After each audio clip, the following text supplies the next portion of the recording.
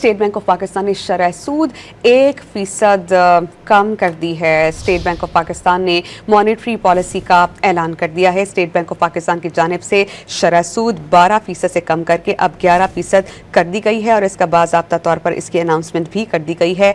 जो मुआशी आशारिये हैं उनको दुरुस्त करने के लिए एक और काविश की गई है। स्टेट बैंक ऑफ पाकिस्तान ने शरह सूद 12% से कम करके 11% कर दी है।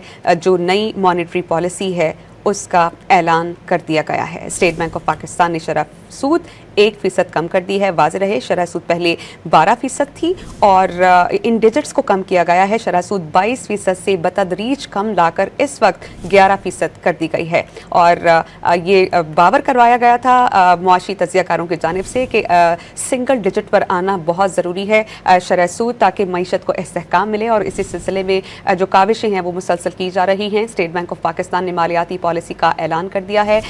इससे पहले जो शरह सूद थी वो बतदरीज कम करके 12% की गई थी और अब इसे मजीद 1% कम कर दिया गया है। स्टेट बैंक ऑफ पाकिस्तान ने शरह सूद 1% कम कर दी है और अब ये 11% है। स्टेट बैंक ऑफ पाकिस्तान ने मालियाती पॉलिसी का ऐलान कर दिया।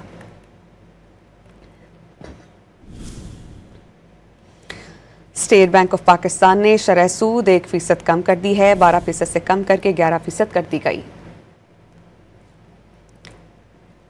माहिर मुआशियात चौधरी अकमल हमारे साथ मौजूद हैं, इस पर उनसे बात करेंगे। चौधरी साहब, मुझे ये बताइएगा कि जो बतदरीज शरह सूद कम की जा रही है उसके क्या असरात देख रहे हैं आप मईशत पर? अकमल साहब, आप सुन रहे हैं मुझे?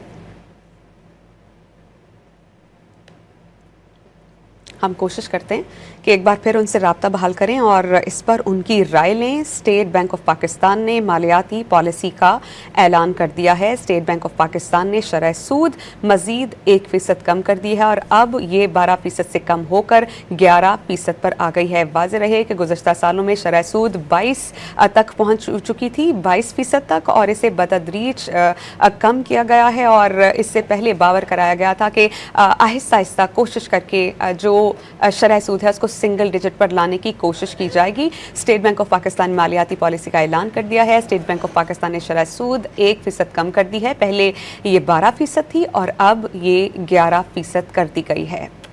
स्टेट बैंक ऑफ पाकिस्तान ने शरह सूद मजीद 1% कम कर दी है।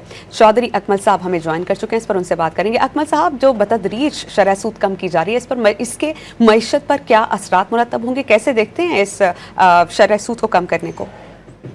शरह सूद को जो है ना वो कम करने के मईशत के ऊपर जो है ना वो अच्छे असरात होते हैं। उसकी वजह ये है कि उससे मार्केट में जो है वो लिक्विडिटी में इजाफा होता है और लोगों के जो एक्सपेंसेस वगैरह हैं वो करने की पोजीशन में आते हैं, सेविंग में कमी होती है। तो ओवरऑल जो है ना शरह सूद को कम करने का जो है वो फायदा होता है।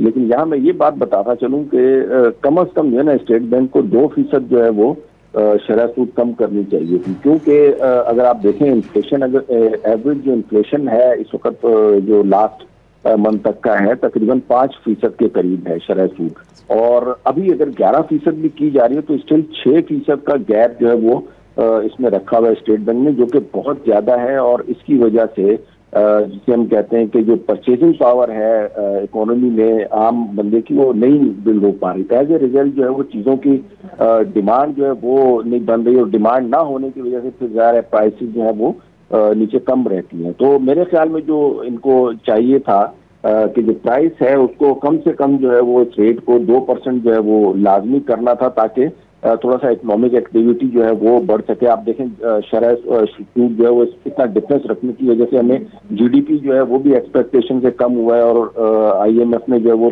जो फोरकास्ट की थी तकरीबन 3% की उसको कम करके 2.7% जो है वो अब एक्सपेक्टेड लेवल है। और अगर यही स्टेट बैंक की पॉलिसी जारी रही कि इतना ज्यादा डिफरेंस लेके चल रहा होगा स्टेट बैंक, तो मेरे ख्याल में ये इकोनॉमी के लिए बड़ा डैमेजिंग है और इससे जो है ना वो इकोनॉमी में बहुत ज्यादा जो इम्पैक्ट आना चाहिए वो नहीं आएगा। इनफैक्ट जो है वो महंगाई जो है वो कमी होने के बावजूद एक आम आदमी की परचेजिंग पावर ना होने की वजह से आपकी जीडीपी ग्रोथ भी अचीव नहीं होगी और उसके बाद जो उससे रिलेटेड जो इशू है पॉवर्टी आप देखें वो बढ़ रही है या इसी तरीके से अनएम्प्लॉयमेंट में इजाफा होता जा रहा है, तो ये ट्रेंड कंटिन्यू रह सकते हैं। मेरे ख्याल में अब जो स्टेट बैंक को ज्यादा जो है वो इतना सिक्योर नहीं खेलना चाहिए, बल्कि इसको थोड़ा सा इकोनॉमिक एक्टिविटीज को फ्लरिश करना चाहिए। बहुत शुक्रिया चौधरी अकमल साहब, माहिर मुआशरत हमारे साथ मौजूद थे।